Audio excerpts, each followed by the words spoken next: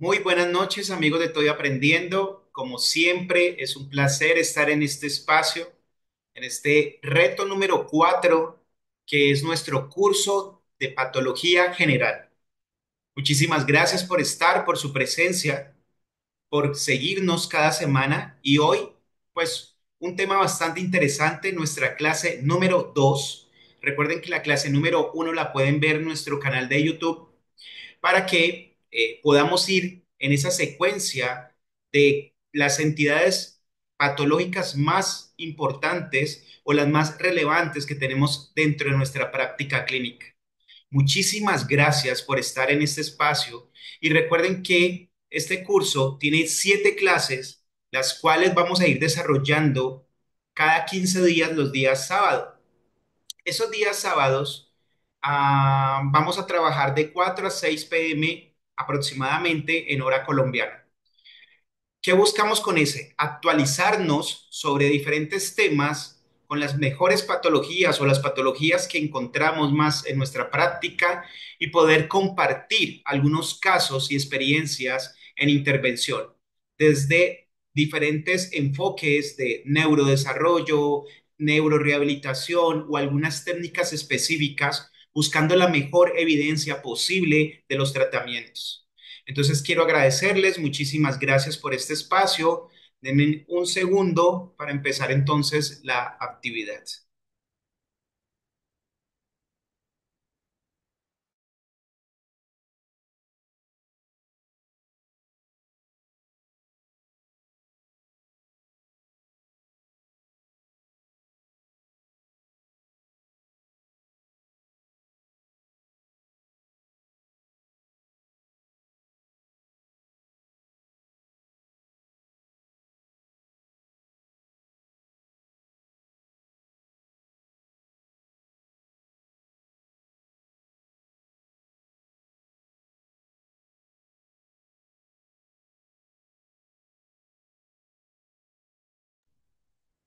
Ahora sí, ya estoy con ustedes. Amigos de Estoy Aprendiendo, bienvenidos a esta clase número 2, que es Síndrome Down.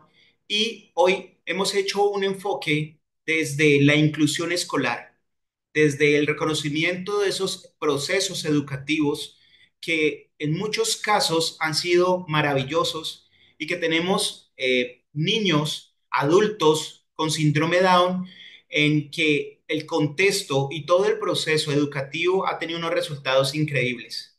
Pero también, lastimosamente, hemos encontrado que muchos niños con síndrome Down y jóvenes han tenido dificultades para acceder a esos procesos.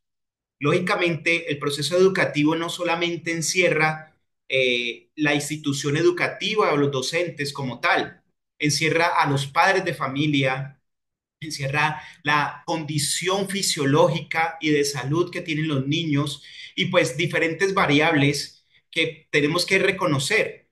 Pero en la medida que los docentes, que los terapeutas y que los padres de familia reconozcamos las características fisiológicas de el síndrome Down, pues también podemos entonces generar espacios inclusivos y que puedan favorecer esa participación social.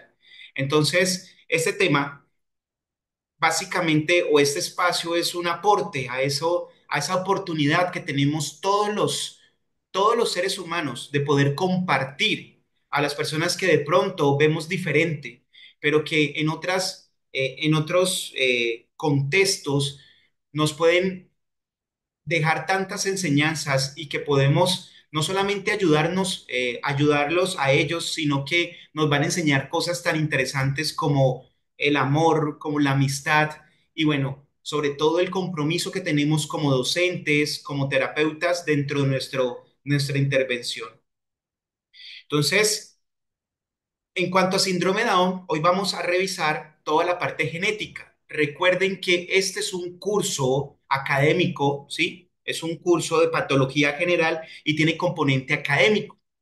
Lo que buscamos básicamente es no solamente, pues, revisar las acciones puntuales que el terapeuta ocupacional, el fonoaudiólogo, el físico o el docente desarrolla con la persona con síndrome Down.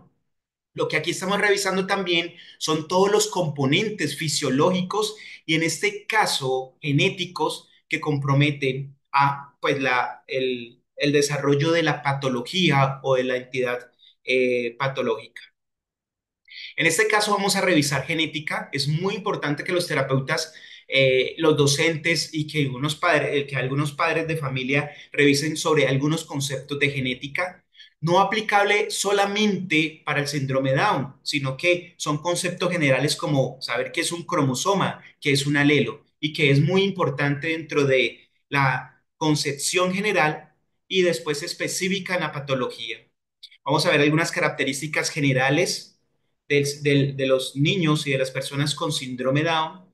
Vamos a revisar ese concepto de habilidades de adaptación. Vamos a ver cómo es de importante pensarnos en la participación de estos sujetos, o sea, pensar en qué más adelante van a hacer o qué están haciendo en el momento, cuál es su tipo de interacción, qué van a hacer cuando terminen el colegio. O sea, esa es la pregunta que básicamente es cómo se van a ganar la vida, como hacemos nosotros, cómo van a estar viviendo y compartiendo con los demás y qué van entonces a ganar progresivamente dentro de los procesos, no solamente escolares, sino dentro del proceso de vida, como todos los seres humanos.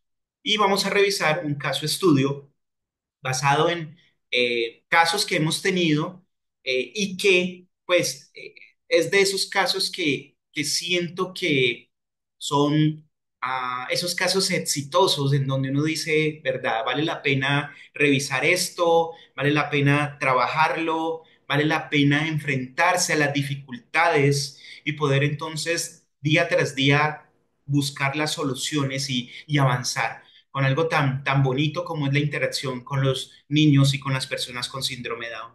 Entonces, porfa, que alguien me escriba, ¿me están escuchando bien? ¿Se está viendo la presentación? Para empezar entonces la actividad como tal.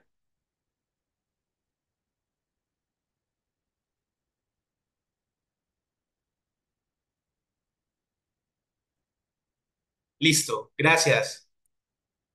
Muy bien, entonces, lo primero, vamos a hablar de genética. Para hablar de genética tenemos que hablar pues de definiciones puntuales y definiciones que definitivamente nos van a o nos deben dar ese marco teórico para poder reconocer estamos hablando de síndrome Down y estamos hablando básicamente de un síndrome. Recuerden que un síndrome es aquella cascada de alteraciones que normalmente entonces se relacionan con los genes y que al menos deben afectar dos sistemas.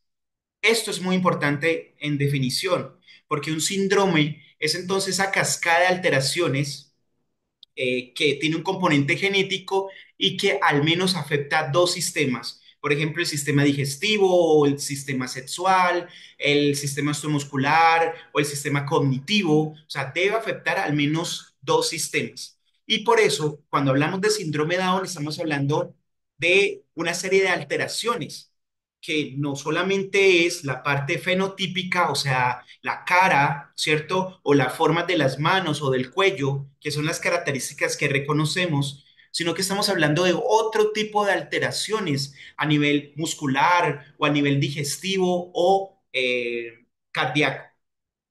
Eso es importante porque cuando nos enfrentamos con una persona con síndrome Down, estamos reconociendo también que hay una serie de alteraciones que deben ser estimuladas, trabajadas, reconocidas y tratadas, dependiendo del nivel de afección que tenga. Esto hace que debemos, como todos los seres humanos, pero debemos de mirar al niño, al joven, al adulto con síndrome Down de una forma integral y esa forma integral es la que puede dar respuesta a las dificultades que podamos presentar en su interacción. Hay una alteración del cromosoma y esto es importante porque recuerden que todos tenemos 46 cromosomas. Todos los seres humanos tenemos 46 cromosomas y están organizados en pares. Este, esta diapositiva, este cuadro que tengo acá, es un cariotipo. ¿Qué es un cariotipo? Es básicamente un mapeo, un reconocimiento de la disposición de los cromosomas que tenemos los seres humanos. Nosotros entonces tenemos 23 pares de cromosomas. Esos pares de cromosomas Esos pares de cromosomas están en eso, en pares. Aquí es definitivo. Y recuerden que estamos repasando patología, repasando genética, y es que debe ser pares. Todos los seres humanos debemos de tener 23 pares de cromosomas. Si no tenemos pares de cromosomas, entonces vamos a tener un tipo de alteración. Y esos son los que hablamos de alteraciones de cromosomas. El síndrome Down es una alteración de un tipo de cromosoma, puntualmente el 21. Por eso se llama alteración, ¿sí?, en el par 21. Ese par 21 no está par, sino que se vuelve 3. Se vuelve una trisomía. Entonces, realmente, cuando sale otra, y lo decimos así a nivel popular, otra patica, o sea, tenemos tres, no dos, sino tres, entonces ahí es donde nosotros hablamos de una trisomía. Esa trisomía que se ubica en el par 21 es lo que llamamos entonces trisomía 21 o síndrome de Down. A nivel cariotípico, o sea, este es un cariotipo, a nivel de esta sábana que tenemos aquí, se puede identificar. Entonces, cuando se hace el análisis, el estudio de cariotipo de genes y cromosomas, ahí se identifica entonces que ha tenido una alteración, un segmento de más. Ese segmento de más es lo que lleva a una alteración en cada una de las células y por lo tanto una alteración en el funcionamiento de los sistemas. Normalmente el sistema digestivo o el sistema cardíaco o el sistema cognitivo o diferentes sistemas. Aquí muy importante es que esa trisomía, ¿sí?, que es la trisomía 21, tiene unas características. O sea que la mayoría de personas que tienen una alteración en ese par 21 realmente ya no es un par, sino entonces se convierte en una trisomía 21, tiene unas características que se repiten. Y es por eso que los niños, que los adultos, que los jóvenes con síndrome Down tienen unas características parecidas. Entonces podemos decir, no, es que tiene los ojos como un poco entonces achinados, tiene el cuello corto, tiene el tono muscular como bajo. Sí, hay unas características. Estas características a nivel de la célula se llaman entonces, o de los sistemas, vamos a llamarlos genotipos. Hay unas características genotípicas y hay otras características que son más visibles y medibles, como la altura, como el rasgo de los ojos, como el color de piel. Esos entonces vamos a llamarlo fenotípicas. Entonces, los síndrome Down tienen unas características genotípicas y fenotípicas. Es muy importante porque nosotros fácilmente reconocemos las fenotípicas y ahí es donde decimos, ah, es un síndrome Down. Pero esas características genotípicas son las que van a determinar el funcionamiento y tal vez la participación de esos sujetos. Por ejemplo, genotípicamente, el cuerpo calloso de los chicos, de los jóvenes o adultos con síndrome Down tiene menos células que la de una persona que no tiene síndrome Down. Eso cambia radicalmente las cosas. Tener menos células en el cerebelo hace que el comportamiento motor y la interacción a nivel del neurodesarrollo sea diferente entre uno y el otro.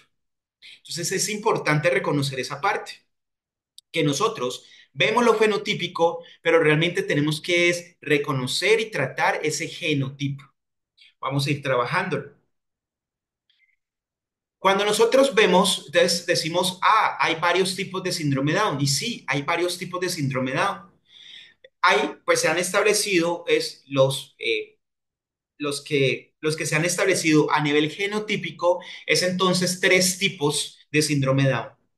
El trisomía 21 o el tipo trisomía 21, que también le llamamos libre, el traslocado y el mosaicismo o mosaico.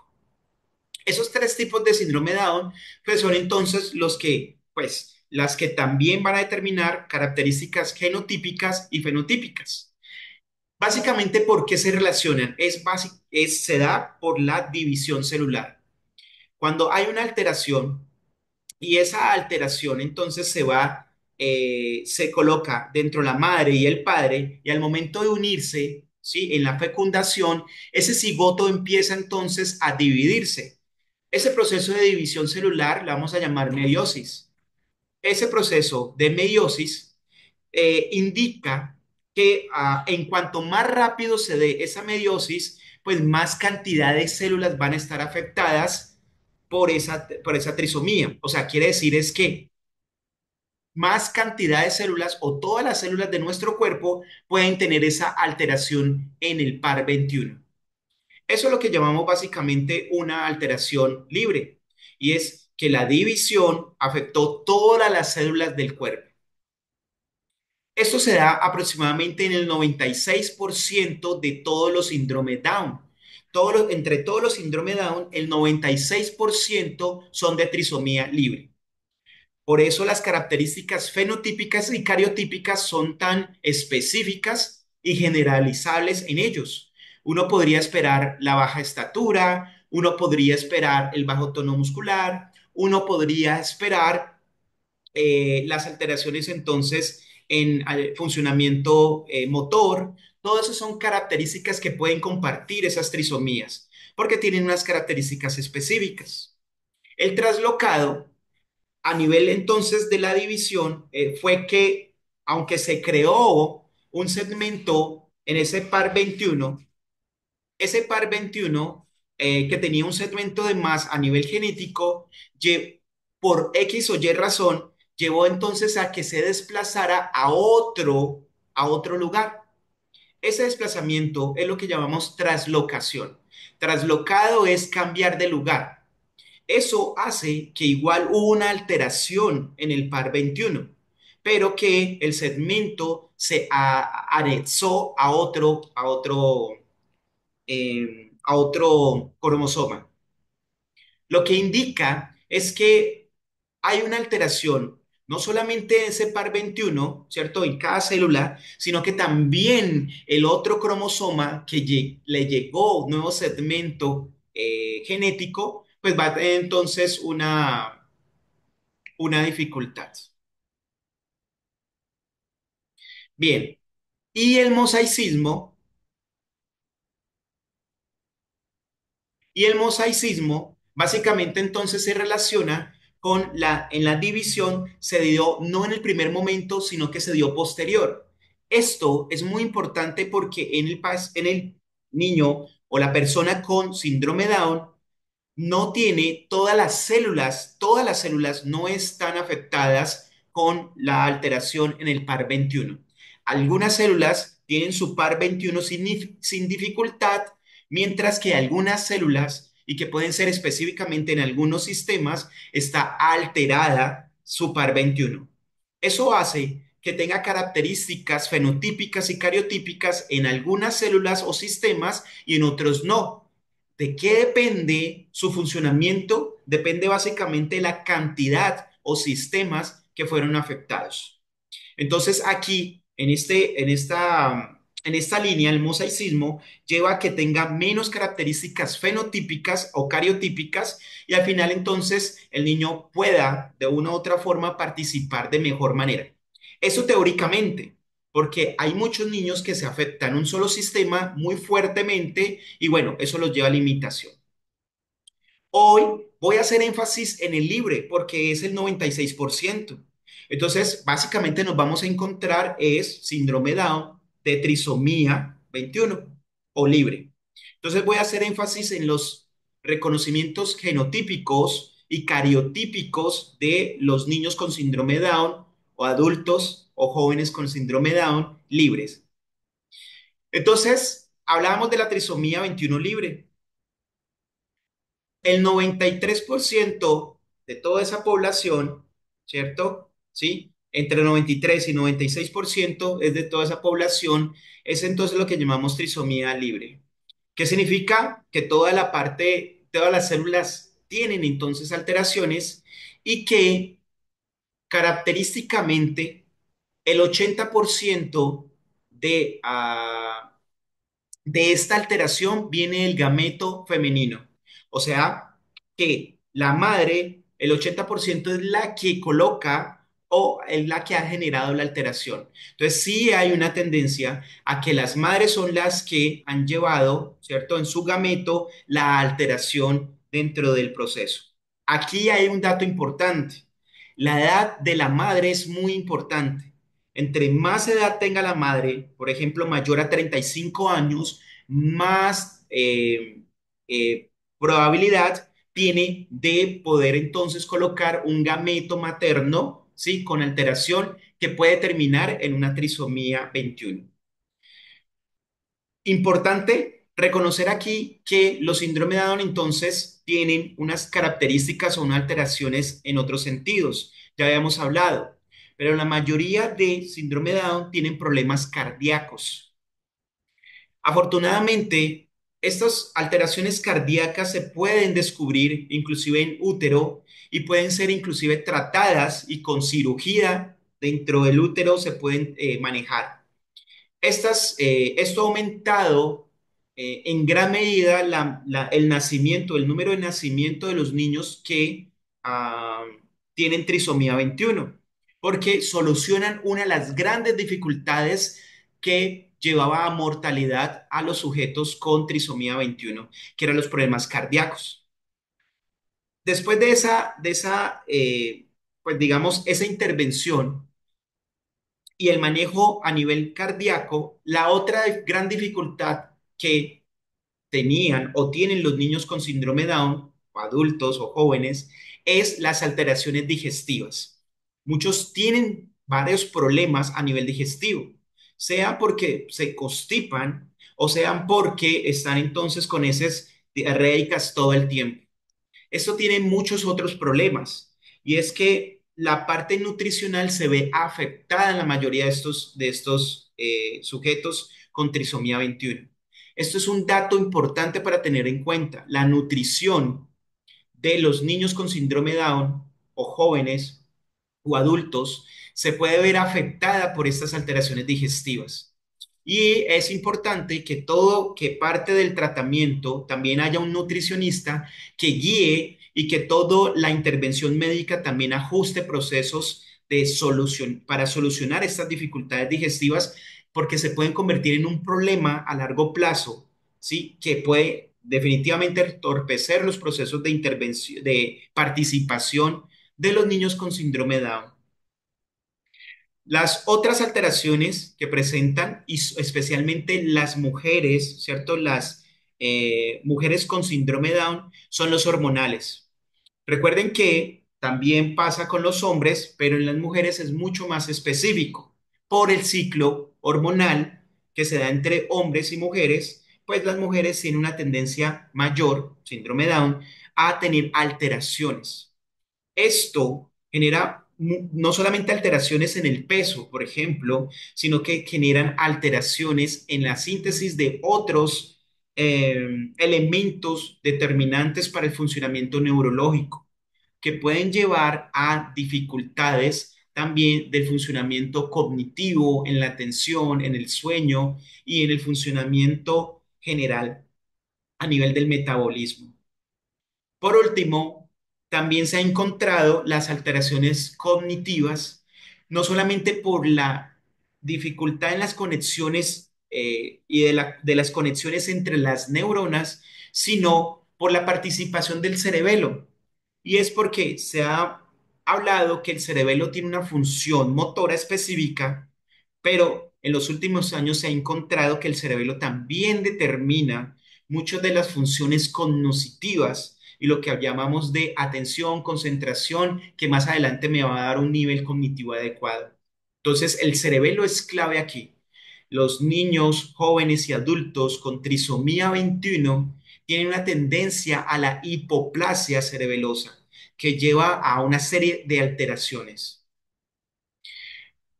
Como esta clase, quise hacer básicamente énfasis en toda la sintomatología, ¿cierto? Y en las características. No, hoy no voy a centrarme en el desarrollo neuromotor que, que implica esa alteración cerebelosa, pero recuerden que nosotros en el canal, en nuestro canal de YouTube, ya habíamos hablado de síndrome Down e hicimos énfasis para los que quieran revisar esa parte del neurodesarrollo, sobre todo en los primeros años de vida del síndrome Down, pueden ir a consultar ese video, porque ahí sí hicimos todo el reconocimiento de la estimulación y los procesos de desarrollo neurológico del niño con síndrome Down. Pero reconocer definitivamente, y vamos a revisarlo ahorita en el aula, que el cerebelo juega un papel importantísimo en el desarrollo de habilidades cognitivas, sociales y de participación, es importante volverlo a resaltar en este espacio. Otras características que tiene los niños, jóvenes y adultos con síndrome Down son lo que llamamos esa parte del fenotipo, pero que lógicamente vienen con una base genotípica y que pueden, recuerden, alterar el proceso no solamente de marcha, de pensamiento, sino, por ejemplo, de función sexual, ¿sí? O de inclusive del hacer como tal a nivel de la vida como tal. Entonces, lo que encontramos lo podemos dividir como en unas zonas. Por ejemplo, en cabeza y cuello encontramos una leve microcefalia. Y eso es debido a esa hipoplasia cerebral o cerebelosa y cerebral. Tenemos menos células, por lo tanto el crecimiento del cerebro no es tan rápido y tan marcado como el de un niño sin síndrome Down. Esa leve microcefalia no lleva a que podamos reconocerlo fácilmente y decir, uy, es una microcefalia, pero sí la tendencia es a tener un perímetro cefálico disminuido. Eso, pues, nos explica que tenemos menos células, menos crecimiento y por lo tanto menos preparación a nivel del neurodesarrollo. La braquicefalia, ¿cierto? Una cabeza un poco más como plana, en la parte occipital aplanada, un cuello corto, que al principio es uno de los grandes limitantes para el control cefálico. Y sí, ya tenemos un niño de 3 años, síndrome Down, que puede controlar bien la cabeza, pero cuando es bebé, es una de las grandes limitaciones, ¿sí? Ese cuello corto me permite o no me permite una activación cefálica tan adecuada. Aunque a los 3 años o 2 años ya vemos, ya podemos ver que tiene control cefálico, ese control cefálico no es tan eficiente que cuando se tiene un cuello más largo. Eso lleva muchas limitaciones a nivel funcional, al menos vestibular, al menos del equilibrio o de procesos entonces de organización cerebral. Eso tiene que ver con muchísimas otras funciones de neurodesarrollo. En la cara encontramos esos ojos almendrados, ¿sí? Unas manchitas en las pupilas que hace que los ojos se vean hermosísimos. En muchos niños con síndrome Down se ven espectacular, pero nos está diciendo de unas alteraciones, ¿sí? Esas son las manchas de Bruffel. Esas manchas me están indicando también una pobre producción o una pobre entrada o limitada entrada sensorial a nivel visual que logra acomodar con el tiempo, pero que al principio puede generar limitaciones y que si no se hace una adecuada estimulación lleva a otras dificultades. Un epicanto que es un pliegue que se tiene en el párpado superior, ¿sí? Hacia el medio y que da una característica mucho más achinada, eso es con los ojitos que están como achinados. Una nariz entonces también aplanada, una boca pequeña, una protrusión lingual que me lleva a dificultades a veces de tragar cuando están pequeños e inclusive que si no se trata adecuadamente, todavía hay niños mucho más grandes, 6 10 años, y todavía tienen dificultades para tragar, para posicionar su lengua, sobre todo para dormir, porque la lengua entonces tiende a tirarse hacia atrás por su poca activación, y entonces cuando están dormidos se tiende entonces a tirar hacia atrás y tapona y crea dificultades para poder respirar en el momento de dormir o de seleccionar y poder entonces hacer toda la mordida que más adelante me va a dar estabilidad a toda esa parte orofacial. Es determinante. Las orejas pequeñas, con entonces ese pliegue, el lóbulo, o sea, como pegado, con conductos auditivos estrechos que me llevan también a facilidad para otitis, para dificultades a nivel del oído, a manos pequeñas, ¿sí? O desviadas, que eso hace que pues se tenga menos estabilidad que tener una mano con unas medidas o con un tamaño pues un poco más ergonómico pues al cuerpo. Ah, una línea, ¿cierto? Un palmar que llaman también surco palmar único, también le llamaban línea simiana, ¿cierto? Que era una línea solamente en la mano y la separación del primero, del hallux, del primer dedo, con el segundo en el pie, que lo llaman entonces signo de sandalia, que es una separación marcada. Esas son características que se pueden encontrar. Recuerden que no todos los síndromes de Down van a tener todas las características, pero que a nivel general se van reconociendo como como características generales de los niños jóvenes y adultos con síndrome de Down. Hay un pene pequeño, ¿sí? En los varones hay un pene pequeño. Normalmente se dice que más de la mitad de los niños y de los hombres con síndrome de Down son estériles. El volumen testicular es menor. También en la piel encontramos que hay una piel más gruesa en la región cervical, que la piel en general hay una tendencia a la resequedad y en lo cognitivo encontramos entonces características de retardo mental. Ojo, este retardo mental es específico y muy relacionado con los procesos de estimulación y muy relacionado con todas las alteraciones de otros sistemas. No es lo mismo un niño con problemas cardíacos a otro niño que no tenga problemas cardíacos, digestivos a otro que no tenga o que tenga problemas entonces en otros sistemas. También depende de la estimulación, de los procesos académicos, de la familia. Esta parte de retardo mental es relacionado también con ese contexto como un proceso al final determinado por otras variables. Hay que reconocer, y esto los profes, hoy vamos a hacer énfasis en la parte educativa, pero hay que reconocer esa hipoplasia del cerebelo.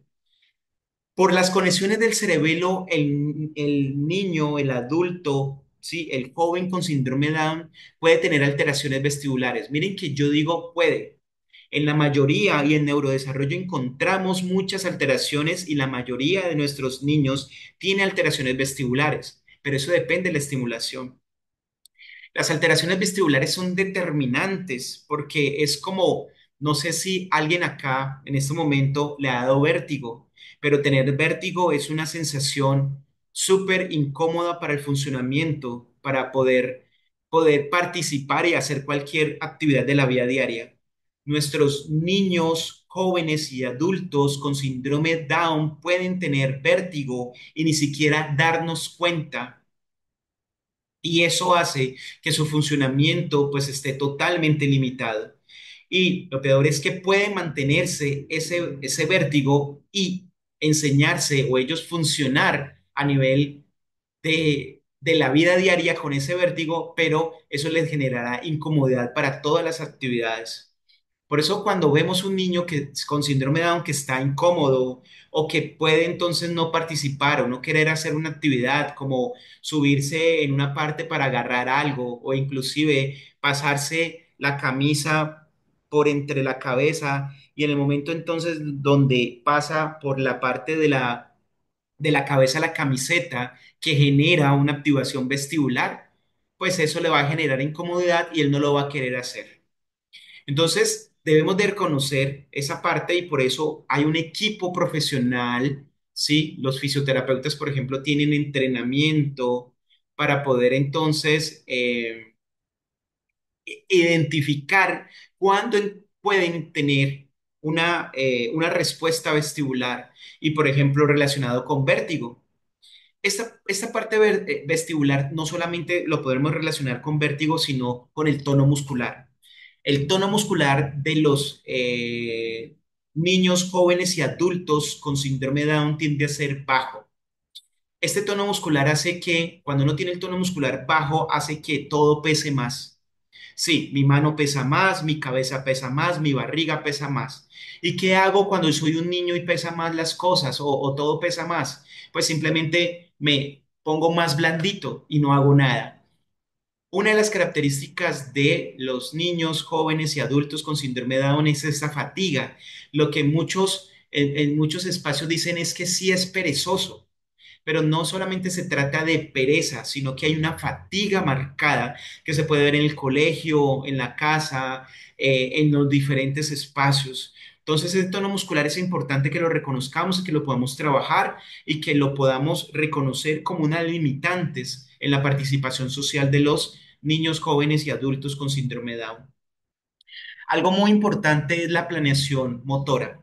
Y la planeación motora es la puerta también para poder solucionar muchos de los problemas a nivel motor que tenemos, que es lo que llaman inteligencia sensoromotora. Es la capacidad para patear un balón sin descachar, o sea, sin tirar el pie y no pegarle. Es la capacidad para atrapar una pelota, ¿sí? No dejarla caer, pero también es la capacidad para pasar por una puerta y no golpearse con el borde de la puerta. Es la capacidad para agarrar bien un lápiz y no hacerle tan duro para romper entonces la punta. Es la capacidad que tenemos para sentarnos de una silla y no caernos de la silla. Es la capacidad para poder escribir en una computadora y poder hundir la D y no la F. Todo eso es lo que llamamos planeación motora.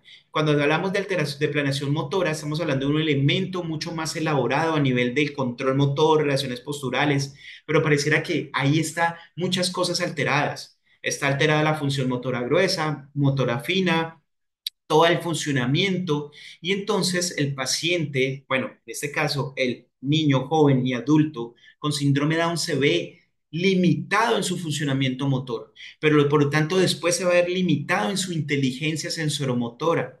Recuerden que Piaget manifestó que primero estaba la inteligencia sensoromotora y después estaban los otros tipos de inteligencia. Recuerden que Gardner, ¿sí? Y otros teóricos también dicen, bueno, tenemos diferentes tipos de inteligencia, pero lo ideal es que podamos tener al menos una base mínima de funcionamiento entre esas inteligencias.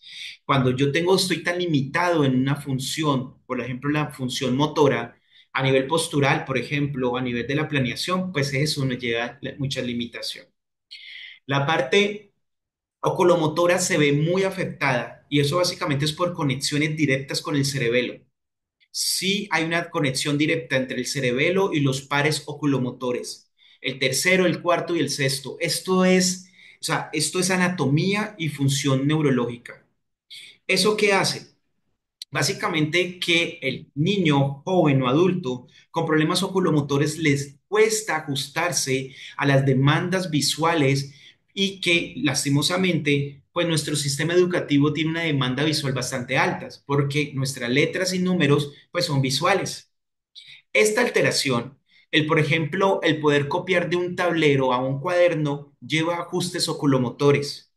Por eso un niño con síndrome de Down le cuesta más copiar del tablero al cuaderno, básicamente porque tiene un problema oculomotor o bueno, cerebeloso. Eso me lleva a muchas alteraciones y tenemos que reconocerlo. Muchos de las limitaciones de los niños con síndrome Down en el salón es básicamente porque están mal posicionados. A veces la profesora dice, no, quédese a mi lado, lo coloca al lado y lo trabaja, pero él está lateral al tablero y a veces a 3, 4, 5 metros de distancia del tablero. Eso no le va a beneficiar para el proceso. Bueno, realmente no beneficia a ningún niño, pero en el caso de síndrome Down, pues va a tener mayor alteración.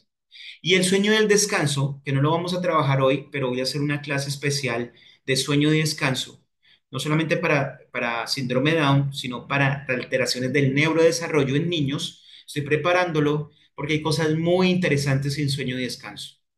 Y muchos de los niños, jóvenes y adultos con síndrome de Down duermen súper mal. Las alteraciones de sueño son mucho más amplias ya de por sí. Las personas ya tienen alteraciones de sueño, pero en el síndrome de Down es mucho más. Básicamente por apnea de sueño es la mayor característica, pero hay otras alteraciones de sueño-descanso. Para eso debo de hacer una clase especial de neurodesarrollo y sueño y descanso, porque hay muchos elementos que debemos de reconocer y tratar en este espacio. Bien, ¿cómo vamos? Porfa, me dicen cómo vamos hasta aquí, esta primer parte.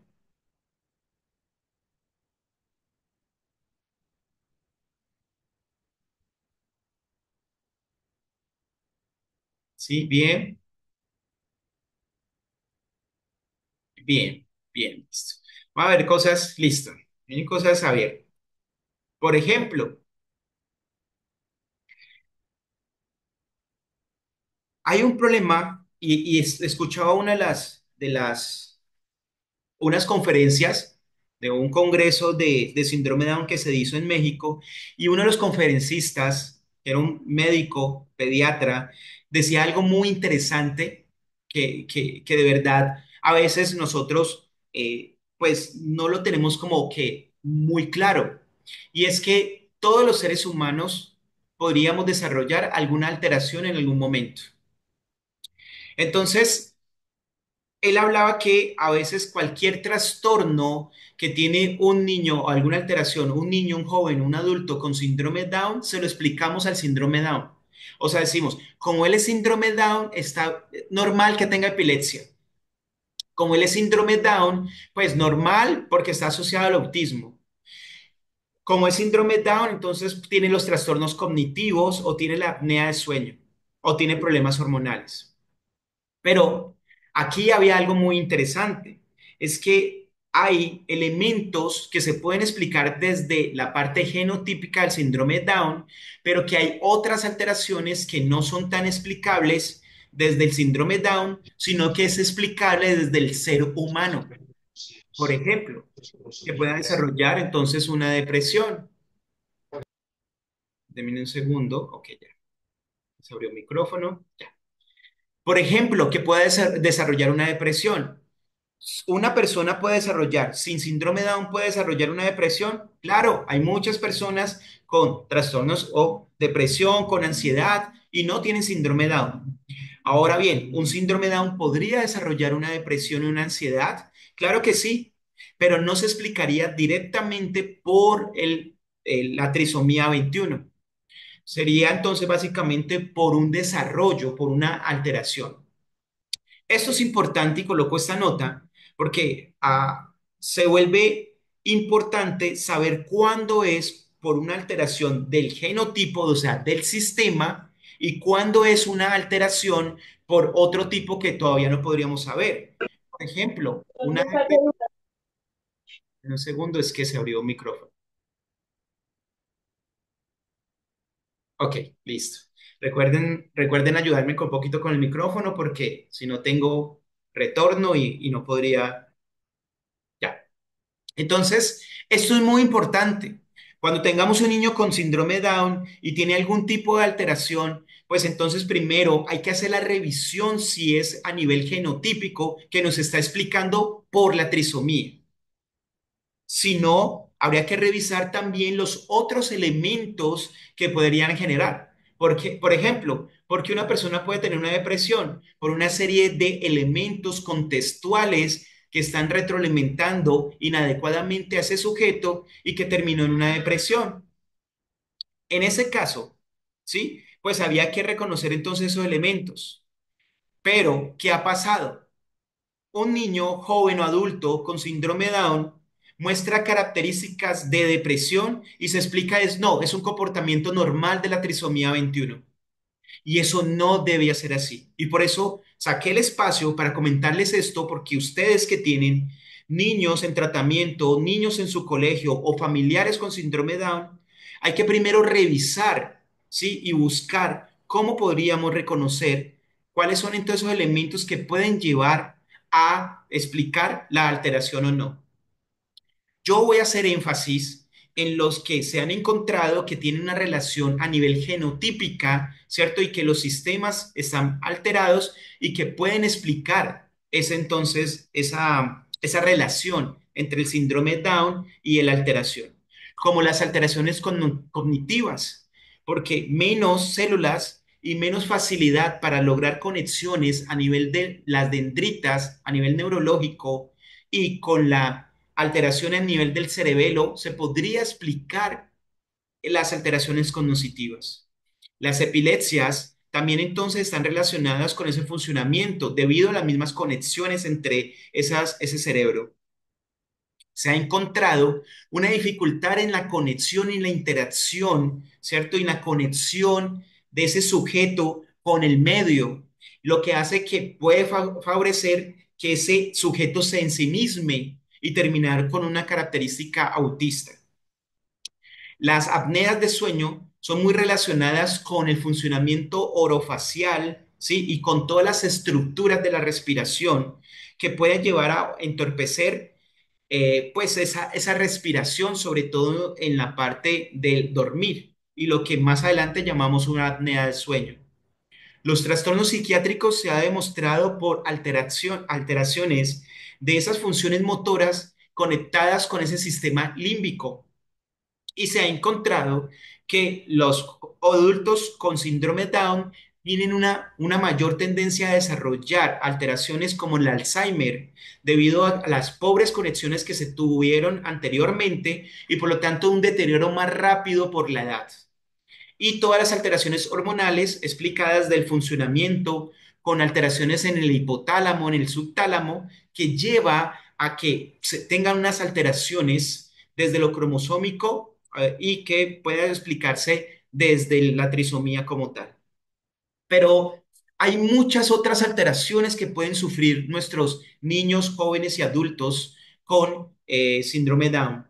No se encontré, o al menos no encontré, una relación directa con déficit de atención con hiperactividad característica y todavía, pues al menos no lo encontré, si al menos alguien acá ha encontrado algún artículo en donde sí haya una relación, una comorbilidad entre el síndrome Down explicado desde un TDAH puro y correlacionado.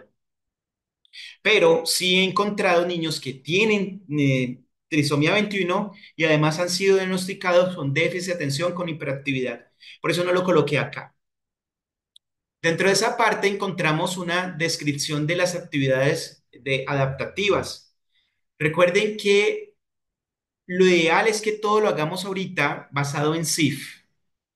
Desde la CIF, la Clasificación Internacional de Funcionamiento y la Discapacidad de la Salud, direcciona el reconocimiento de la participación de los sujetos. Estamos hablando de niños, jóvenes y adultos con síndrome Down. ¿Sí? Que son entonces personas que buscan, ¿cierto?, participar o que vamos a hacer todo lo posible para que puedan participar lo más adecuadamente posible. Y por lo tanto, lo ideal es que podamos reconocer esos elementos como elementos en la comunicación.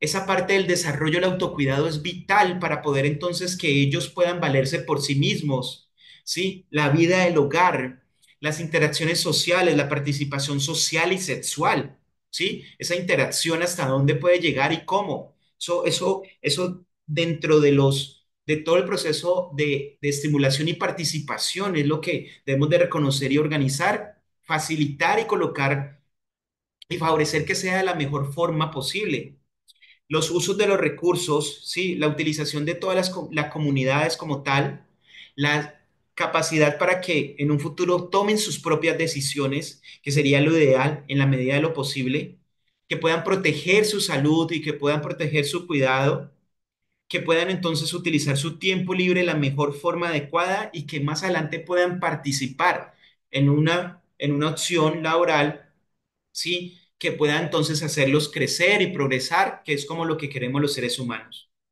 Yo voy a hacer aquí énfasis en las actividades académicas funcionales, pues básicamente porque pues aquí lo centramos esta charla en ese espacio.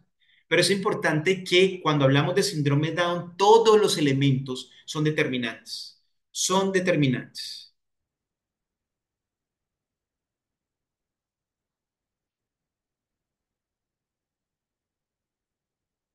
Por ahí una persona me hace la aclaración, Juan. ¿Listo? Me dice que por qué no digo digo síndrome Down y sino síndrome de Down. Ok, muchas gracias por la corrección, está muy bien, ¿sí? Entonces es síndrome de Down, ¿ok? Pero básicamente es por el proceso pues de organización, pero está muy bien, ¿listo? Lo ideal es utilizar el término, entonces, síndrome de Down, ¿ok? A honor de la persona, Jerome Down, que puedo entonces, que lo puedo encontrar y que lo puedo entonces describir, ¿listo? Gracias, Juan. Bien, vamos entonces a la parte educativa. Y en la parte educativa voy a hacer énfasis, pues, en todo el proceso o la parte legal que tenemos en Colombia, pero que he podido reconocer que en otros países y en Sudamérica tenemos diferentes legislaciones que pues responden a diferentes características, pero que también se vuelven transversales en los derechos, en la importancia de la inclusión de los niños con síndrome de Down. Entonces, cuando hablamos de estas características, podemos entonces reconocer que lo que buscamos con la participación es que estén ahí, en ese espacio, y que puedan desarrollar lo más que se pueda y cumplir con los parámetros educativos. Entonces, en Colombia tenemos el decreto 1421 del 17, que es lo que me marca toda la parte de la inclusión. La inclusión entonces, y que esa inclusión va para los niveles de preescolar, básica y media, pero que una otra forma direcciona otros procesos académicos, aunque sean no formales, pero que me los direcciona y que busca proteger a las personas entonces con discapacidad. En ese caso, recuerden que yo no voy a hacer énfasis en la parte de la patología como tal ya. Sí, ya reconocimos entonces la patología o reconocemos el síndrome. Ahorita vamos a reconocer los elementos que la ley me hace para reconocer la participación de ese sujeto. Y es que la ley, ¿cierto? O el decreto no me menciona qué patología, qué síndrome o qué características tiene el sujeto desde la parte médica. Lo que hace es, o me pregunta es, ¿qué es lo que puede hacer? ¿Qué es lo que puede participar? Dentro de ese proceso, entonces también me pregunta es, ¿qué estoy haciendo yo desde toda la parte del decreto, desde la parte judicial, desde la parte de las políticas, desde la parte educativa, en cuanto a la accesibilidad de esas personas con discapacidad?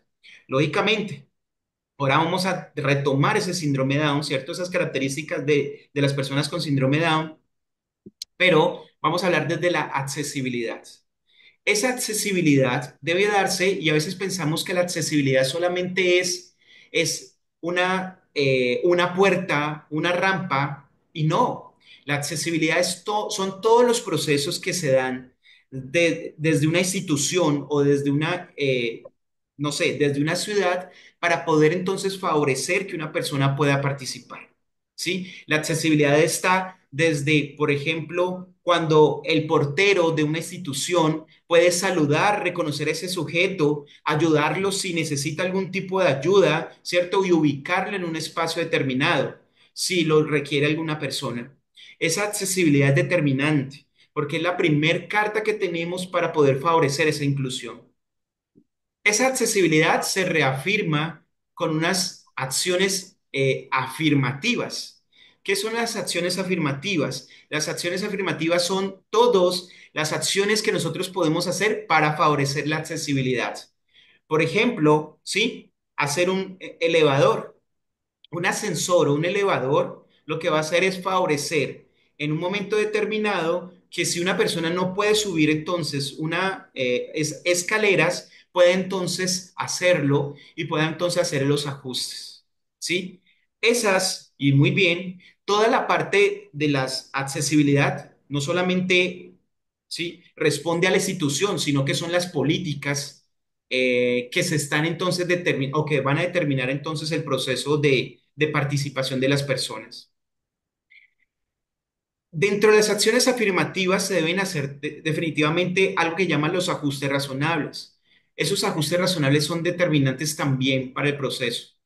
Definitivamente hay personas que así se hagan acciones afirmativas van a tener ¿cierto? Todavía dificultad para acceder a esos espacios. Si encontramos que definitivamente la rampa no solucionó, que el ascensor no solucionó y que definitivamente no está, colocando solo un ejemplo en la parte física, pero puede ser en la parte de lectura y escritura, entonces hay que hacer un ajuste razonable.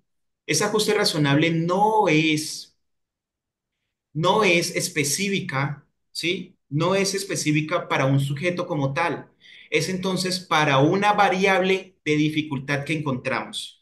Si lo que encontramos es que el desplazamiento está limitado acá, pues entonces vamos a hacer esos ajustes razonables para favorecer ese desplazamiento. ¿Quién se beneficia con ese desplazamiento? La persona de silla de ruedas, la persona de muletas, la persona con baja visión, la persona inclusive que le esté doliendo el pie ese día o la rodilla. Esos ajustes razonables están unidos a la universalidad, o sea, están unidos para muchas más personas. Eso hace que entonces podamos modificarlo y pensarlo dentro de la lectura y la escritura, dentro de lo que nos enseñamos, o sea, dentro de todo el proceso, y es lo que nos lleva a un currículo flexible. Ese currículo flexible nos lleva a que podamos reconocer todos los elementos y todos los sujetos que tenemos dentro de nuestro espacio académico y pueda entonces se puede ajustar a diferentes dificultades que podamos encontrar. ¿Cómo lo podemos hacer? Una de las estrategias es el diseño universal de aprendizaje. Vamos a revisar ahorita un poquito, pero lo que llamamos DUA. Ese diseño universal de aprendizaje, mire que no está diseñado para las personas con discapacidad, está diseñado para todos los sujetos, pero que definitivamente encontramos que de pronto puede beneficiar más a diferentes personas y especialmente a las personas con discapacidades. Bien. Y pues eso es lo que podemos hablar de educación inclusiva. Y todas estas políticas están respondiendo a ese concepto de inclusión inclusiva, educación inclusiva. Muy bien. Recuerden que solo hablamos ya de toda la parte de los ajustes individuales, cuando ya definitivamente haciendo todo este proceso, pues los ajustes generales no están respondiendo a las dificultades que tiene este sujeto. Por lo tanto, entonces ya sí se debe hacer un plan individual de ajustes razonables, lo que llamamos entonces PIAR. Pero no podemos hacer PIAR para todos los estudiantes, porque si hacemos PIAR para todos los estudiantes, pues realmente no es individual, ¿sí? Ahora sí, estamos haciendo individualmente ajuste a diferentes sujetos, pues igual tendríamos que mirar esos ajustes individuales a diferentes sujetos, ¿qué características tienen o qué pueden converger? O sea, si yo le hago el ajuste en tiempo a uno y al otro, pues realmente entonces no es tan individual tampoco. Y podría colocarlo, es más, en el diseño universal de aprendizaje. Voy a entonces a aterrizarlo para que lo podamos ver de una forma más práctica. Entonces, el niño con discapacidad, en el proceso inclusive, el niño con discapacidad o con alguna alteración debe tener una valoración. Esa valoración, entonces, lo ideal es que tenga unos ajustes, ¿cierto? Una valoración y se pueden hacer unos ajustes. Y lo que se está haciendo ahorita es haciendo el PIAR y un diseño universal de aprendizaje. Lo que se busca es que o la propuesta básicamente es que el niño con discapacidad se haga una valoración, se haga ajustes razonables, ¿sí? No individuales, sino que aplique esos ajustes razonables que se hayan hecho a nivel entonces de la institución, que respondan a un diseño universal de aprendizaje para mirar si necesita más ajustes, si necesita más ajustes hacer el PIAR y si ese PIAR lo podemos entonces después volver a pensarlo en el diseño universal de aprendizaje. Teóricamente así puede mejorar su participación. Esto es un modelo mucho más flexible en el proceso de inclusión, no pensando primero en el PIAR, sino en el diseño universal de aprendizaje para poder responder a esa participación. Esto del diseño universal de aprendizaje no viene desde ahorita. Básicamente se ha ido trabajando y se ha ido organizando para poder responder. Espérenme, cierro el micrófono, es que tengo un micrófono abierto. Sí, les recomiendo el micrófono que está abierto, porfa. Gracias.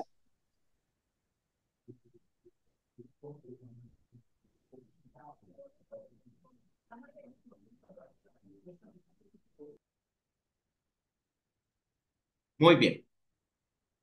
Listo. Entonces, dentro de este, dentro de este entonces diseño universal de aprendizaje, hay elementos que pues deben ser transversales para todos y eso es lo ideal, que puedan entonces ser transversales. ¿Cuáles son? Recoge elementos de las neurociencias, todos los elementos que hablamos de los modelos de aprendizaje, que todos no aprendemos igual. El uso de las tecnologías es lo ideal, que podamos utilizar las tecnologías lo más que se puedan y que pueda entonces hacer o favorecer el ajuste pedagógico de ese docente y que pueda antes retroalimentarse constantemente, desde lo pedagógico, desde lo neurológico, desde el modelo de aprendizaje o desde la tecnología. Bien, entonces, en ese orden de ideas, en el diseño universal de aprendizaje se reconocen como tres estructuras o redes a nivel neurológico. La primera red es el sistema límbico, que tiene una conexión con todos los sistemas límbicos. Recuerden que el sistema límbico no solamente que es el de la emoción, ¿sí? Pero que tiene una conexión bastante interesante a través de algo que se llama el girosímbolo con otras estructuras que hacen que se vuelva determinante para la acción. O sea, a través de la emoción yo puedo accionar. Una conexión rápida entre, por ejemplo, el sistema límbico y los núcleos de la base. Los núcleos de la base tienen una función, el putamen, el núcleo caudado, tiene una función de integrar otros elementos cognitivos. O sea que esa emoción me puede determinar la cognición. Por eso es tan importante trabajar la emoción. Aquí no solamente es trabajar la emoción y que la parte de la actividad sea emocionante y que sea gratificante, no, también determina o está determinado por la condición emocional del sujeto. Por ejemplo, si tenemos estudiantes que tienen alteraciones por violencia familiar, por poca alimentación, por dificultades en la interacción con los otros compañeros, entre compañeros, eso hace que su emoción se vea afectada y que esas redes afectivas determinantes para poder ajustar el aprendizaje o favorecer el aprendizaje se van afectadas. Entonces, esa emoción es importante. Ahora vamos a mirar cómo el diseño universal de aprendizaje puede trabajarlo y centrarlo aquí con síndrome de Down. Redes de reconocimiento, ¿sí? Son las otras conexiones neurológicas que tenemos y que nos lleva a explicar un poco es cómo nosotros denominamos las cosas y reconocemos las cosas. Recuerden que nosotros somos lo que vamos aprendiendo diariamente. Cuando denominamos algo, tiene un significado, ¿cierto? No solamente es el tablero, sino que entonces es el tablero donde me está escribiendo mi profesor. Eso no solamente son compañeros, sino que son mis compañeros. ¿Sí? Son una serie de relación entre esa parte del reconocimiento y el conocimiento, pero llevándolo también a lo afectivo. Miren que están también conectados lo uno con lo otro. Y la otra parte de cómo soluciono las cosas que estoy aprendiendo, qué es lo que estoy aprendiendo y cómo lo estoy aprendiendo, que es a través de la parte frontal, en donde decimos que están áreas específicas como el área 9, 10, 11 y 12, que es lo que llamamos mentales superiores, y que ahí lleva a todo el proceso de aprendizaje o de solucionar cosas y nuevas situaciones. Este diseño lo que me está diciendo es, a nivel práctico, cuando yo estoy elaborando una actividad dentro del aula es preguntarse que lo que estoy enseñando, ¿dónde está en el mundo real? Por ejemplo, si yo le estoy enseñando a una persona la A, a un niño le estoy enseñando la A, pues la A no está en los árboles, la A no está en la calle como tal, en un mundo específico, pero sí está dentro del proceso de lectura, sí, sí está dentro de la palabra que un letrero que pueden encontrar, sí está en la interacción, por ejemplo, de escribir amor y dar amor, ¿sí? O dar amistad. Ese hacerlo real, o sea, cómo convertirlo en algo que puede ser abstracto como una A y convertirlo en algo real o al menos entonces mucho más de interacción. Entonces, lo primero que tenemos que hacer como docentes y como terapeutas es cómo puedo, lo que estoy enseñando es establecerlo y reconocerlo en el mundo real. Lo otro es la pregunta que todo niño, ¿cierto?, debe hacerse o se está haciendo constantemente y que podemos y que tenemos que favorecer como docentes y como terapeutas es ¿para qué aprende lo que aprende? Sí, y esa explicación de qué estamos aprendiendo, para qué lo estamos aprendiendo es fundamental. Sí, estamos aprendiendo esto para que te coloques la camisa. Estamos enseñando esto para que puedas caminar más e ir al parque. Estamos trabajando esto para que, ¿sí? O sea, ¿para qué lo aprendo? Y en la medida que nosotros favorezcamos diferentes entradas y de solución de problemas, entonces es cómo lo utilizo. Entonces, ahí el niño tiene que establecer, ¿cierto?, cómo puede solucionar esas dificultades que se le colocan. La invitación es que no hagamos lo mismo siempre, que cuando estemos caminando nos metamos por la misma calle siempre, sino que pues pasemos por diferentes lugares, que hagamos cosas entonces de forma diferente, ajustada entonces a lo que debemos de cumplir, pero que se puedan hacer de formas diferentes. Por ejemplo, no estar sentados todo el tiempo, sino que estar acostados. Vamos a escribir entonces acostados. Eso lleva entonces a una diferente forma de solucionar el mismo elemento que estábamos trabajando. Y es cómo lo utilizo, para qué lo utilizo, ¿sí? Y qué hay en el mundo real. Dentro de ese orden de ideas, el DUA me da elementos para poder responder al PIA. Recuerden que primero hago el DUA y después entonces tener el PIA. Es más, tener un buen DUA, y aquí es donde deben trabajar las instituciones, tener un buen DUA disminuye el número de PIA. ¿Sí? Eso es. Yo si tengo un buen DUA, tal vez no tenga que hacer entonces un plan individual a cada niño, ¿sí? O a cada niño que tenga discapacidad. Puede ser que mi DUA sea tan completo y transversal que pueda responder a esas necesidades que presenta ese niño. Puede ser. Y si no, entre mejor DUA tengo, entonces ese PIAR debe ser entonces con menos ajustes. O sea, no tengo que trabajar. En Colombia, básicamente es un formato, todos los, pues lo conocemos, el PR es un formato que a veces es un poco, acá lo decimos engorroso porque es, pues tiene varias hojas, pero básicamente la primer parte es muy de reconocimiento contextual, sociodemográfico, que son datos importantes, pero que básicamente pues uno los puede ir adquiriendo. Pero ya en el análisis, en la actividad, ¿sí? En el componente pedagógico, pues aquí es donde se hacen las recomendaciones puntuales, ¿sí? Entonces, básicamente hay un objetivo, esta es la versión 14, por ejemplo, ahorita se está trabajando la versión 15, pero básicamente tiene los mismos elementos. ¿Cuáles son las barreras que se están identificando, que identifica, por ejemplo, el profesor, que identifica la madre, que identifica el niño, que puede identificar el mismo niño? Porque el PR no lo construye solamente, lo construye el docente, lo construye los terapeutas, lo construye el docente de aula, el de apoyo de aula, o sea, lo construyen diferentes elementos para poder reconocer qué barreras están entonces dificultando al niño y cuáles son las acciones que podemos hacer para solucionar esas barreras. Hacer los ajustes como tal, ¿sí? Y toda la parte de, bueno, ¿quién va a ser el compromiso? Esto es lo que hacemos o que hemos reconocido, por ejemplo, en un caso. A este caso lo vamos a llamar Santi, ¿sí? Santi tiene 8 años y pues entró a primero, entra al proceso escolar, está en primero, entra primero de primaria y hacemos como todo ese reconocimiento, ¿no? Entonces Santi llega, ¿qué es lo bueno de Santi? Que no, pues parece que no tiene trastornos asociados, no tiene epilepsia, no tiene, ¿sí? Problemas cardíacos, digestivos, al menos de reconocimiento, al menos graves, ¿sí? Él participa de escolar, o sea, de preescolar, o sea, ya hizo un proceso de aprestamiento y entró a una institución educativa pública acá en Colombia. Lo coloco entre público y privado porque acá en Colombia, y sé que en Sudamérica pues sucede, pero pues hay unas características específicas entre la educación pública y la educación entonces privada. Los elementos pedagógicos tienen que ser los mismos, las competencias, pero en una situación y la otra pues tienen unos cambios. Aquí voy a hacer reconocimiento de la institución pública, ¿sí? En Colombia. Y bueno, está enmarcado el caso en este momento, en esta situación.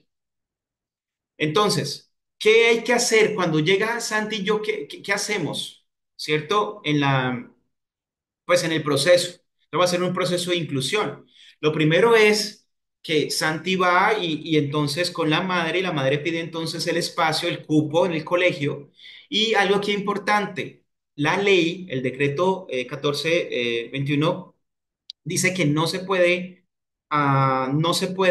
negar el cupo, menos por discapacidad, a un estudiante.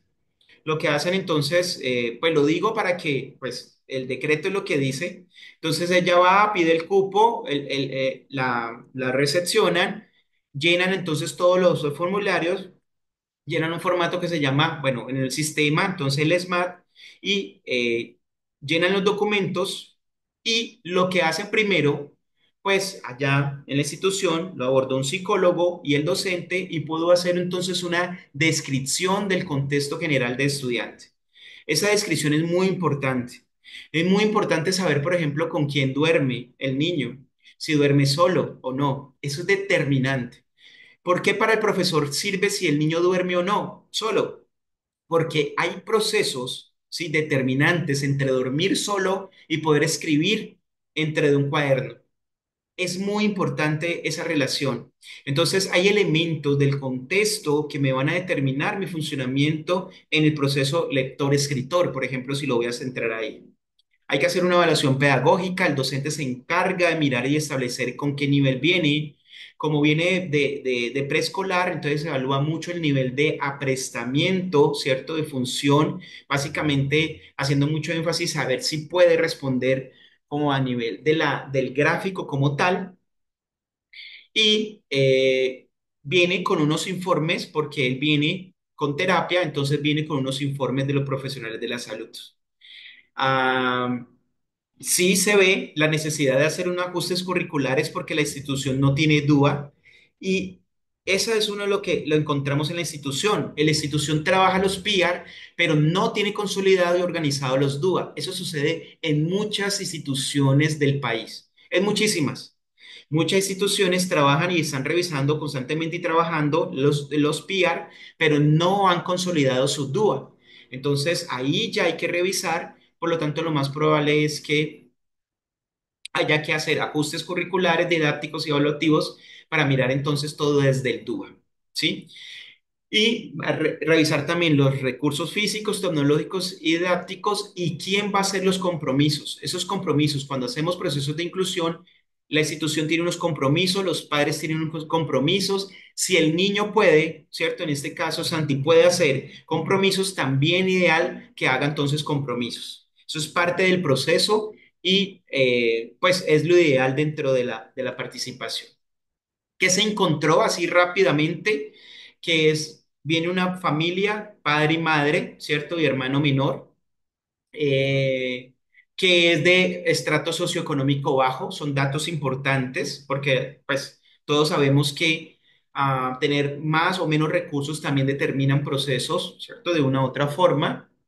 Santi duerme en cama propia, ¿sí? En una cama propia, en el mismo cuarto con el hermano, pero en cama propia. Esto es determinante, ¿sí? Les decía, en la parte del desarrollo, ¿sí? Que duerma solo. Asiste a terapia 2 veces a la semana, tiene las tres terapias, tiene fono, ocupacional, fisio. La casa está a 5 cuadras, entonces él va caminando, camina hasta la institución. En lo pedagógico encontraron que no escribe todavía su nombre porque no reconoce ni letras ni números todavía, que eso viene siendo una dificultad para la institución porque está en primero de primaria ya deben estar haciendo ese proceso, pues dentro del proceso pedagógico, ¿sí?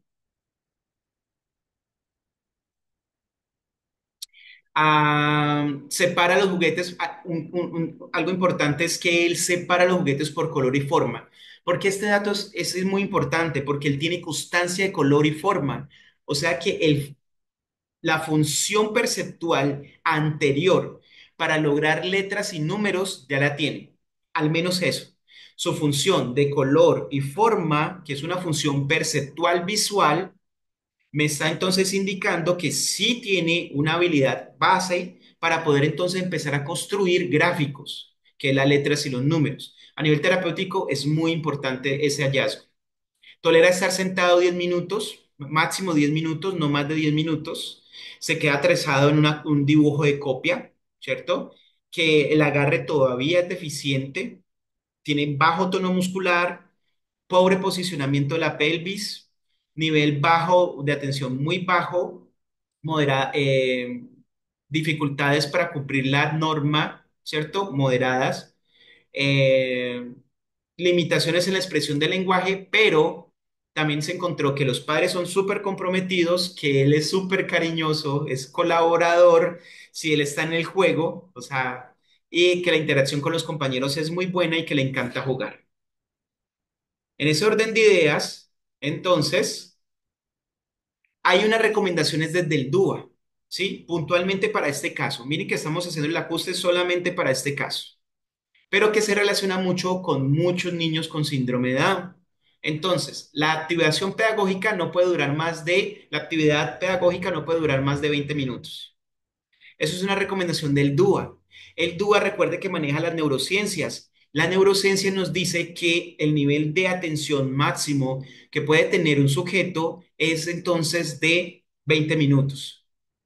Por lo tanto, entonces, lo que me está indicando es y eso que estamos hablando a nivel general. Entonces, imagínese que si dentro de la institución están haciendo actividades de más de 20 minutos seguidos, pues los niveles de atención se van a bajar. A nivel postural, no le va a dar a Santi y no le va a dar a muchos otros niños, pero no le va a dar a Santi y entonces va a tener dificultades. Por eso es una recomendación del DUA, porque si nosotros logramos que las actividades sean de menos de 20 minutos con modificación, por ejemplo, una técnica Pomodoro, eso va a hacer que no solamente beneficie a Santi, sino que beneficie a los otros niños. Esto es lo importante del DUA. El DUA no solamente se centra en esa dificultad, en ese niño con dificultad específica, sino con los otros, que al final entonces, por eso es que hablamos de diversidad.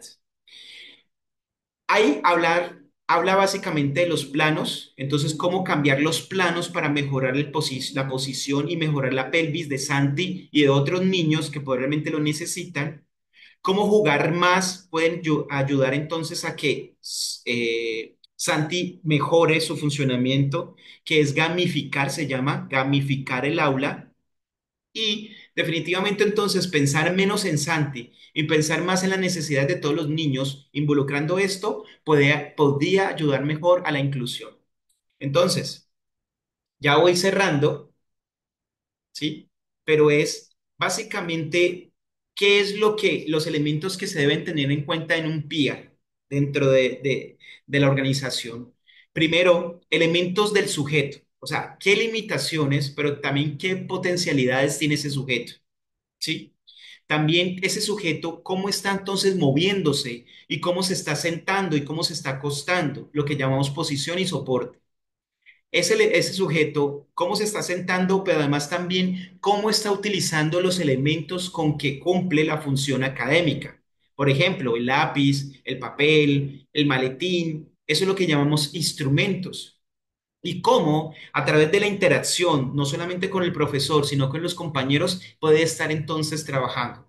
Cómo están sus hábitos y rutinas, cómo está entonces toda la parte del reconocimiento de cuando hace algo bien, ¿sí? Cómo puede entonces ayudarlo a que lidere, ¿cierto? Y se empodere del proceso académico. Y cómo puede responder a estrategias que ahorita vamos a ver rápidamente como el concepto de la voz alta. ¿Cierto? Cómo puede responder. No está haciendo caso. Entonces utilizo la voz un poquito más fuerte para que pueda responder entonces a eso. Pues se encontró que todos los elementos, esos son los que más se relacionaban, ¿sí? Esos no son los únicos, son los que encontramos. Siempre se maneja sujeto, posición y soporte, instrumentos y contexto. Pero en todo eso lo que encontramos en Santi es que tenía algunas dificultades, ¿cierto? O que se debía trabajar en estas áreas. En el sujeto se encontró que Santi no estaba respirando bien y no podemos funcionar académicamente si no respiramos bien. Por lo tanto, el trabajo entonces de la respiración era fundamental y el profesor debe, ¿cierto?, integrar esa parte de la respiración. ¿Cómo mejorar la respiración? Muchos niños con síndrome de Down tienen dificultad marcada en su respiración y tenemos que trabajarlo, tenemos que mejorar esa respiración. Es fundamental para poder entonces responder a muchas otras funciones. La oclusión visual se creó como una estrategia para también mejorar. La oclusión visual es tapar los ojos, también para mejorar entonces el posicionamiento. Se encontró que cuando se le tapaban los ojos a Santi, mejoraba en su posicionamiento, ¿sí? Sobre todo el estático. Tiene una relación entre la parte de la oclusión visual y la activación del cerebelo. Cuando cerramos los ojos, nuestro cerebelo se activa mucho más y tiene que mejorar sus conexiones porque como no tenemos el apoyo visual, entonces necesitamos sentir. Ese sentir se hace entonces a través de las activaciones de vías sensoriales, pero que llegan específicamente al cerebelo. Por lo tanto, vamos a estimular ese cerebelo de Santi a través de la oclusión visual y toda la parte de la neuroestimulación.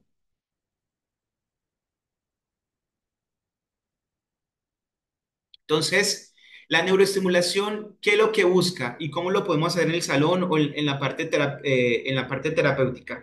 Básicamente, que solucione, ¿sí? Que pueda entonces mirar juegos en donde tenga que encajar, en donde tenga que solucionar, en donde tenga que seguir instrucciones, o sea, la estimulación adecuada. Esa estimulación básicamente es un proceso, o lo llamamos entonces un proceso de neuroestimulación. Para Santi es muy importante volver al piso y cambiar desde el piso a la silla, de la silla al piso. Lógicamente con una organización, con tiempos determinados, pero el cambio de posición y el tocar piso, por ejemplo, la posición con prono con apoyo en antebrazos, que es un estimulador muy importante a nivel visual, sí, y vestibular. La estimulación vestibular y organización visual oculomotora va a hacer entonces que él mejore su capacidad para poder posicionar su cuerpo. Entonces, hacer actividades en prono con apoyo en antebrazos es determinante. ¿Sí? El sedente, pero en plano vertical. Actividades para Santi en contra de la pared, sentado, apoyándose o trabajando hacia la pared, hace que estire la espalda y que alinee esa espalda y por lo tanto mueva la pelvis, que era una de las dificultades y es una característica muy marcada en los niños con síndrome Down. Los niños con síndrome Down tienen marcada dificultad en esa movilidad de la pelvis. Sentarlos y ponerlos entonces frente a una pared y trabajar con las dos manos al tiempo hace que la activación del tronco me estabilice la pelvis y por lo tanto esa activación de la pelvis mejora entonces el posicionamiento, también la atención y la concentración. Es vital que estén bien sentados, es vital entonces que ayude a que cuando estén bien sentados pueda trabajar, hacer un trabajo mejor manual y por lo tanto eso va a hacer que su estabilidad en el cinturón escapular mejore, por lo tanto pueda agarrar mejor el lápiz, que era una de las dificultades que encontró el profesor o la profesora cuando hizo la evaluación. Los lápices, las fichas, el papel, el internet, o sea, la tecnología es determinante. Lápiz, por ejemplo, gruesos al principio, pero después delgados, son muy importantes, pero aquí lo más importante es combinar esos instrumentos con el posicionamiento. Estar parado, por ejemplo, haciendo un mural es mucho más fácil a nivel neurológico que estar sentado escribiendo en un pupitre. Entonces, eso ayuda a Santi. Y ojo, todo lo que estamos hablando no estamos hablando solamente o va a ayudar a Santi, le va a ayudar a todos, ¿sí? Sino que ese era el ajuste que se hizo puntualmente para Santi. Pero todas esas actividades se pueden aplicar al DUA. Y si se aplica al DUA, pues menos ajustes tengo que hacerle al PIR. Y toda la recomendación de hábitos y rutinas. La alimentación determinante. Los padres tienen que comprometerse a tener mejor alimentación y eso logramos. Por ejemplo, la alimentación, ya no jugos, sino agua, por ejemplo, eh, no chocolatinas, no chocolate, un desayuno mucho más balanceado y sobre todo entonces mucho más elaborado y cocido los elementos porque tenía alguna dificultad para tragar, Eso con fonoaudiología lo fuimos trabajando y nos ayudó mucho con esa parte de la alimentación como tal y los elementos y las características de los alimentos que debe comer y eso nos ayudó muchísimo. La parte del sueño y del descanso fue muy importante, una rutina muy establecida para que durmiera y se empezó a colocar a Santi también a liderar, a hacer actividades, por ejemplo, que cantara, que bailara, que cuando había una actividad en la comunidad académica fuera y bailara y se disfrazara y colocara diferentes roles y eso lo ayudó mucho para interactuar y fortalecer esa parte límbica, que era esa parte de la emoción que estábamos hablando, o sea, lo movimos desde la emoción para poder participar y se utilizó el concepto de la voz alta y era básicamente que repitiera, esto se utiliza mucho y se trata de utilizar con otros niños, por ejemplo, con déficit de atención, con hiperactividad, con autismo, funciona mucho, con síndrome de Down también. Cuando se le dé una instrucción a un niño, se le pide que él repita en voz alta la instrucción que le di. Por ejemplo, tomamos esta carayola y nos vamos a sentar en esa silla. ¿Qué vamos a hacer? Y el niño debe decir, debe repetir. Entonces dice, tomo la crayola y me voy a sentar en esa silla. O sea, tiene que decirlo él para que él mismo se escuche. Es una cuestión de una retroalimentación. Eso se llama un autocomando verbal. Ese concepto de autocomando verbal, sí, o de voz alta es muy importante y funciona. Y eso fue una de las recomendaciones que colocamos cuando la profesora estaba dando entonces instrucciones. Esto fue el ajuste que se dio, si ven, esto solamente es para una asignatura, no es entonces el diseño para todo, es básicamente para una asignatura, básicamente el profesor quiere que él aprenda los números, ¿sí? Del 0 al 10, que empiece entonces a trabajar todo el concepto numérico de 0 a 10, no solo reconocerlo, sino manejar el concepto numérico. Para trabajar entonces eso, pues se debe hacer un refuerzo, las barreras que se pudieron identificar fácilmente era que él requería más tiempo, ¿cierto?, de repaso que los demás, que los otros niños, entonces se colocó un refuerzo escolar en casa, ¿sí? Con la parte de la rutina del sueño y del descanso, o sea, obligatoriamente debería descansar y tener esos tiempos de sueño y descanso.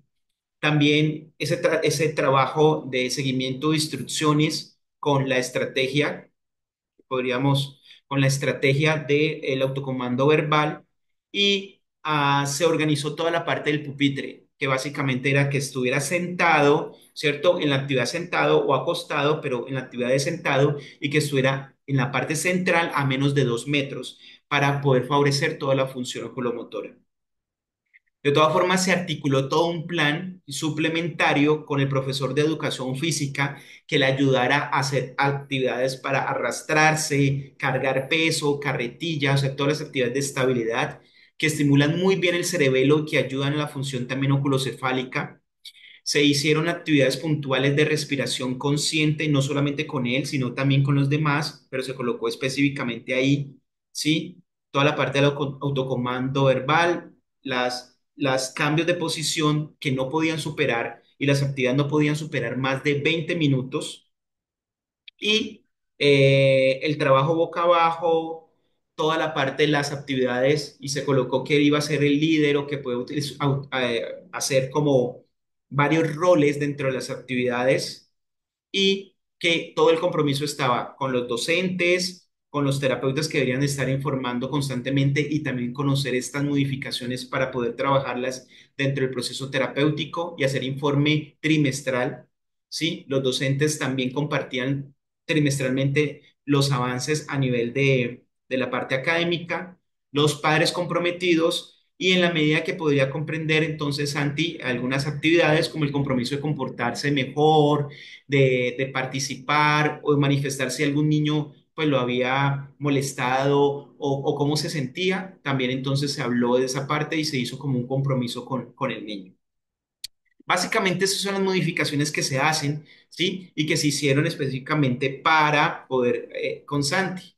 En resumen, ¿sí? Lo que se buscó o se centró y que no solamente se manejó desde el PIAR, sino que la recomendación que más se trabajó a nivel de DUA para la institución, que definitivamente y sabemos que ha mejorado y ha ayudado mucho más a Santi, pero a muchos otros niños, es ese posicionamiento.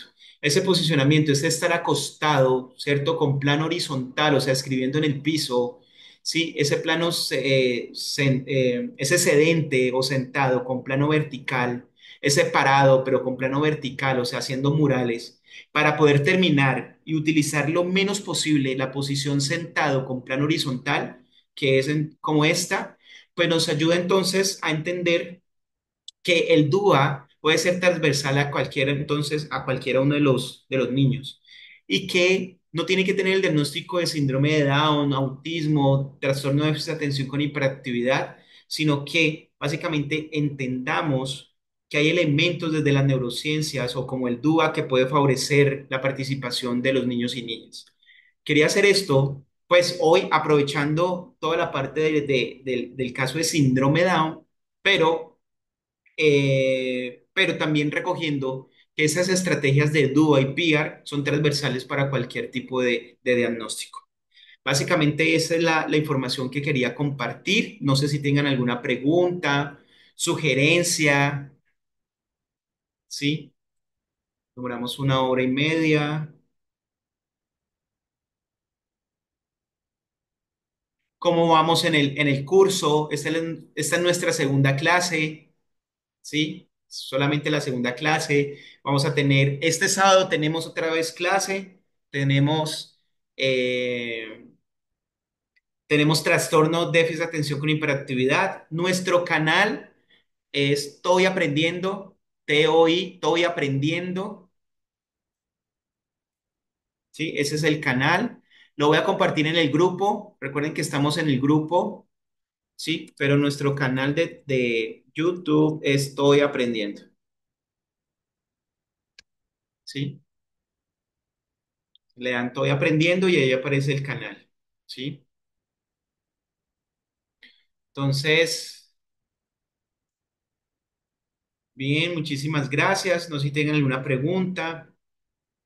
Profe, una pregunta. Hola. Cuando hablabas del proceso inclusivo, que era el esquema que mencionabas cuando decías la valoración del niño con discapacidad, ¿esa es la misma valoración que es un formato que maneja el docente, una valoración pedagógica? ¿A eso te referías o a qué? Sí, sí, la valoración, entonces, lo ideal es que esté todo el equipo, ¿no? Entonces, normalmente se hace valoración pedagógica, pero no debe quedarse solamente valoración pedagógica. Se debe hacer una evaluación contextual y se debe hacer una evaluación específica. Algunas instituciones tienen, por ejemplo, un profesional, que normalmente es un psicólogo, un terapeuta, y ellos hacen evaluaciones específicas tomando en cuenta las evaluaciones médicas y terapéuticas con que ya viene el niño. Lo ideal es que sea una valoración muy completa. Eso es lo ideal. Entre más completa, entre mejor evaluemos al niño, pues más herramientas debemos hacerlo. No debe quedarse solamente con una evaluación pedagógica, porque la evaluación pedagógica responde pues a esos elementos pedagógicos, pero se nos quedan muchos otros elementos, por ejemplo, como el dormir solo, y que es determinante, y que eso sí lo va a establecer, por ejemplo, un ocupacional, o la interacción entre los padres, como lo va a hacer un psicólogo para reconocer, por ejemplo, capacidad para solucionar problemas de ese niño. Todos esos son elementos entonces muy importantes. Entonces, lo ideal es valoración y ojalá que sea integral, pero muchas veces en muchas instituciones no se pueden lograr, ¿no? Eso requiere recursos, requiere pues varias cosas, entonces, pero lo ideal es que sea lo más integral posible, es lo ideal. Vale, gracias.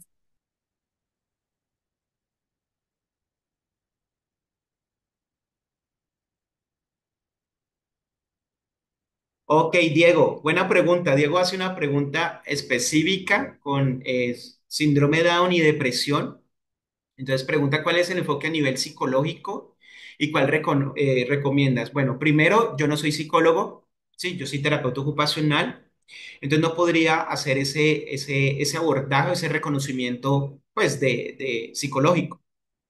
Hay unas características como terapeuta ocupacional que yo puedo reconocer y que puedo entonces intuir pero que definitivamente tengo que mandar, ¿cierto? Derivar a un profesional, en este caso, si me dices que tú eres psicólogo, entonces tendría que derivar. Lo importante es que hay elementos que yo reconozco que no deberían de ser por el síndrome Down, sino que está sucediendo otros elementos. Aquí quiero aprovechar, por ejemplo, yo tuve un caso de un niño síndrome Down que fue violentado sexualmente, ¿sí?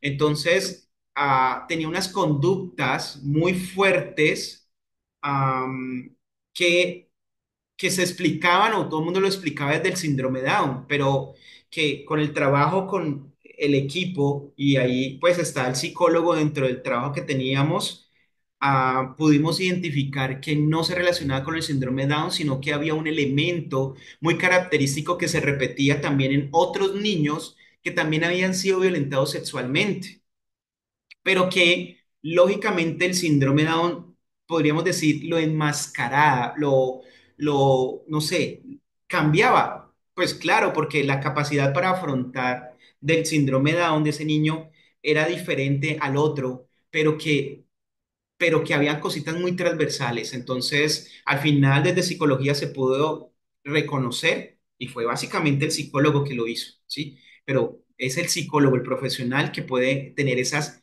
herramientas para hacerlo. Yo no podría, pues, recomendarte ahí. Yo lo que haría es derivarlo, pero sí he encontrado y he tenido las experiencias eh, propias de condiciones de síndrome Down que no, o sea, que no se explican por el síndrome Down, o sea, no todo se explica. No es que el niño muerde, es que es síndrome Down. No es que el niño se hace chichi encima, es que es síndrome Down. Pero a ver, ¿qué pasa? O sea, no, o sea, ¿cómo así que no tiene control de esfínteres? O sea, no, o sea, hay que mirar qué es lo que pasa. Ah, no, es que tiene también entonces una alteración por ahí, una vejiga alterada. Ah, bueno, ok. Entonces miren que no todo se explica por ahí. ¿Cierto? Por síndrome de Down. Es importante tenerlo en cuenta. Listo. No, con todo gusto, claro. Bien. Bueno, entonces muchísimas gracias. Nos vemos este sábado, aunque voy a mirar a ver, voy a ver en el grupo a ver si prefieren a esta hora, aunque yo sé que es durita, a esta hora o los sábados. Voy a hacerlo en el grupo de Estoy Aprendiendo para ver, a ver si qué decidimos como equipo, a qué hora se nos facilita más. Pero bueno, igual, seguimos trabajando, todas quedan grabadas. Voy a mandar en el grupo otra vez la dirección del canal de YouTube. Mañana ya está. Y bueno, que estén muy bien. Muchísimas gracias. Muy buena noche. Profe, buenas noches. Buena noche.